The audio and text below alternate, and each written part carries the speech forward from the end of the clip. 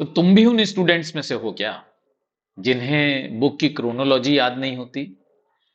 तो स्टूडेंट्स, आज के इस वीडियो में मैं आप लोगों को एक ऐसी ट्रिक बताऊंगा जिससे कि बुक की एकदम सीक्वेंस में आपको क्रोनोलॉजी याद हो जाएगी।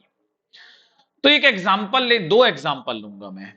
एक एग्जांपल लूंगा मैनुअल कैसेल्स का, और दूसरा एग्जाम्पल हम लोग देखेंगे जीएस घुरिए का। तो इसके साथ यानी कि बहुत दो इंपॉर्टेंट थिंकर हैं जिनका कि मैं आप लोगों को पूरी तरह से जो कॉन्सेप्ट है, क्रोनोलॉजी है, वो याद करा दूंगा।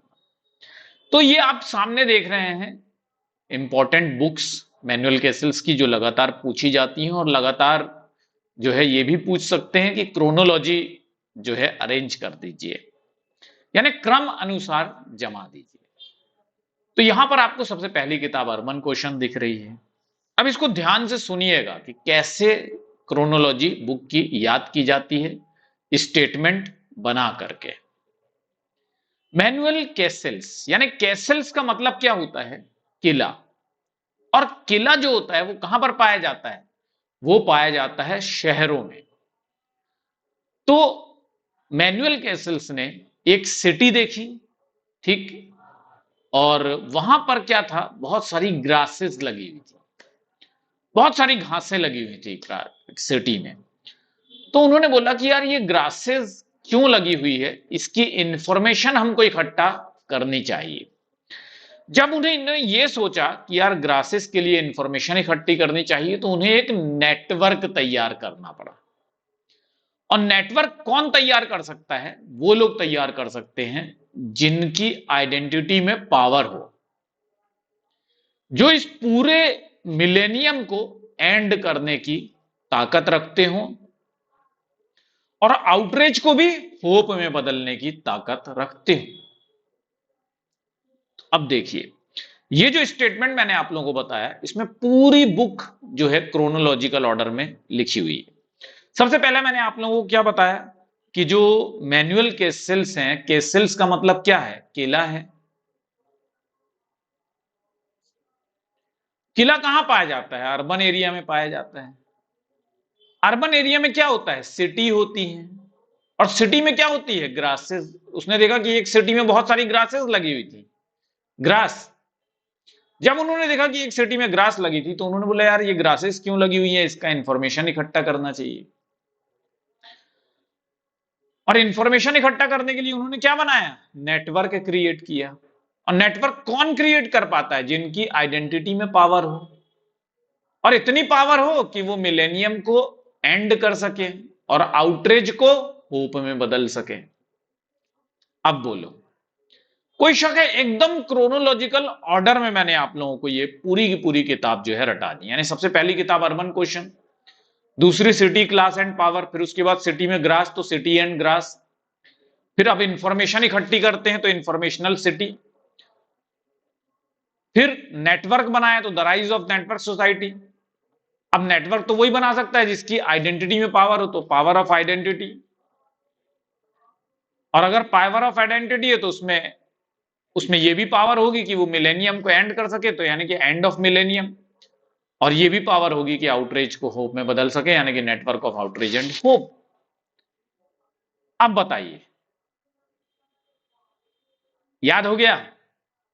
कभी नहीं भूलोगे? तो एक लाइक तो कर दो। अब दूसरा भी बताऊंगा मैं आपको, जीएस घुरिए भी कैसे याद रखनी है, वो भी देख के चले जाओ। मगर उसके पहले हमारा फाउंडेशन बैच जो है वो चालू है, और अगर ज्वाइन करना चाहते हो तो फिर ये ऊपर नंबर दिया हुआ है, ठीक है, उस पर कॉल कर लेना। इसी तरह से आसान तरीके से पूरी सोशियोलॉजी पढ़ा दूंगा मैं।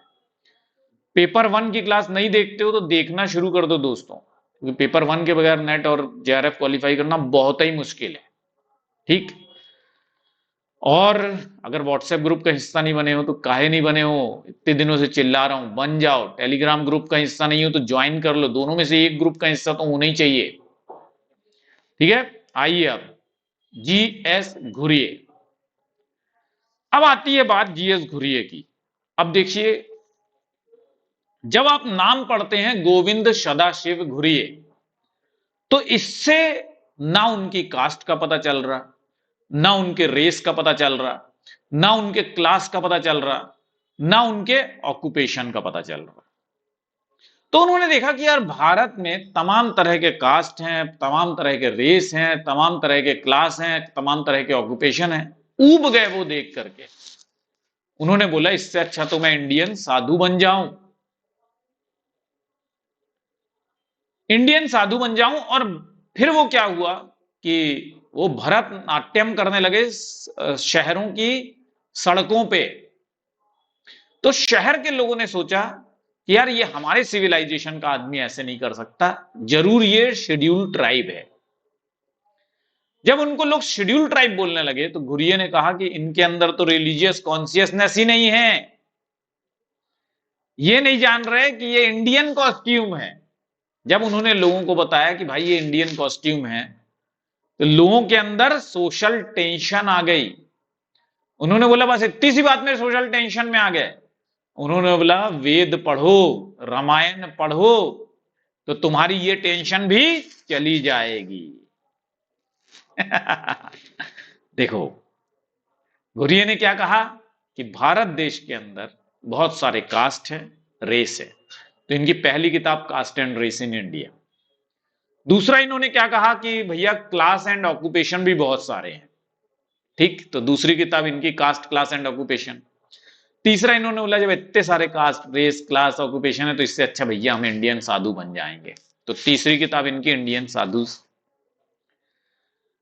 तो इन्होंने कहा कि मैं तो साधु बन के, और उन्होंने कहा कि मतलब वो भरतनाट्यम करने लगे। तो चौथी किताब भरतनाट्यम, ठीक। जब वो सिटी के अंदर भरतनाट्यम करते हुए पहुंचे तो वहां के लोगों ने बोला यार ये तो हमारे सिविलाइजेशन से ही नहीं है।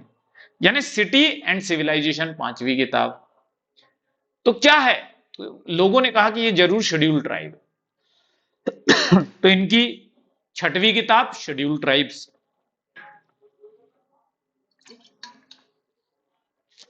तो घुरिये ने देखा कि अरे इनको यही नहीं मालूम। तो घुरिये बोले कि तुम लोगों के अंदर रिलीजियस कॉन्शियसनेस की बहुत कमी है, घुरिये ने कहा।